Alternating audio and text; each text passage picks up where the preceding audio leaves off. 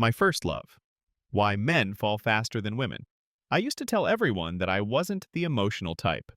I wore it like a badge of honor, joking that love songs were silly and that romantic movies were unrealistic nonsense. I thought if I kept myself detached, I could protect myself from heartbreak. But when I met my first love, all of that fell apart. I didn't just like her. I fell for her fast. So fast, it scared me.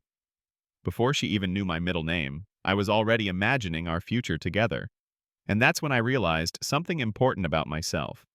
I was living proof that men fall in love quicker than they like to admit. Science later backed me up with studies showing that men often confess love earlier than women, sometimes a whole month earlier on average. Back then, I didn't know about the research, but I knew my own heart had betrayed the image of being tough and emotionless. She, on the other hand, was careful.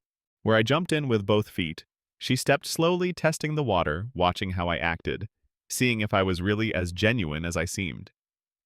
I remember how she would pause before answering my texts, not because she didn't care, but because she wanted to take her time. Meanwhile, I was scribbling our initials on notebook paper and daydreaming about matching Halloween costumes. The difference in our pace became obvious the night I blurted out, "I love you." It was too soon, and I knew it the second I said it, but I couldn't hold it in. Part of me was being honest. I felt it with everything inside me. Another part of me was strategic, afraid that if I didn't claim her heart first, someone else might. She looked shocked, almost amused, and gently asked me to slow down. That moment stung, but it taught me something crucial. Falling fast doesn't mean someone else is ready to catch you. Love made me unrecognizable, and that's one of the things I cherish most about my first relationship. I became the version of myself that I never thought I could be. I signed up for salsa classes just to spend more time with her, even though I used to swear I'd never dance. I started planning weekend getaways and even researched romantic destinations I couldn't pronounce, all because I wanted to create memories with her. Love rewrote my personality like a software update, unlocking courage and tenderness that I didn't even know I had. And yet at the same time, I was terrified of true commitment.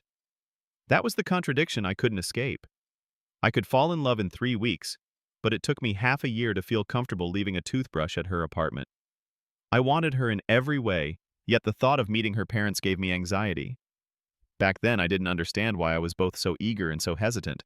Only later did I learn that men are biologically wired to fall faster as part of evolution, but emotional readiness for long-term commitment is a completely different process. Despite our mismatched speeds, what kept us together for a while was balance. Her careful evaluation balanced my reckless enthusiasm. My energy kept things exciting.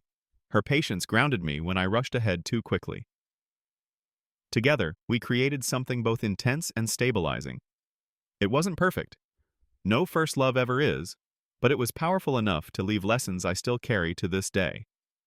I began to see how men often fall with their eyes, first led by physical and immediate attraction, while women fall with their minds, first guided by trust and caution. I started to understand why my fast falling felt overwhelming to her, and why her hesitation felt frustrating to me. Neither of us was wrong. We were simply experiencing love through the patterns our biology and psychology gave us. That realization softened me. It made me more patient and more respectful of her process. The greatest lesson my first love gave me wasn't about who falls faster. It was about honesty and timing. Love is not defined by speed, but by authenticity. It doesn't matter if you fall in 3 weeks or 3 years.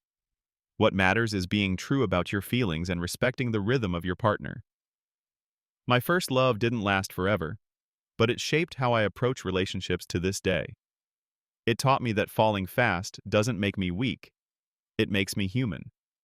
It taught me to communicate better, to slow down when needed, and to embrace the fact that love is messy, unpredictable, and beautiful.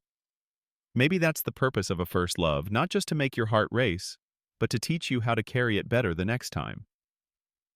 And if you're listening to this, maybe you'll look back on your own first love and realize it gave you something more than heartbreak. It gave you wisdom.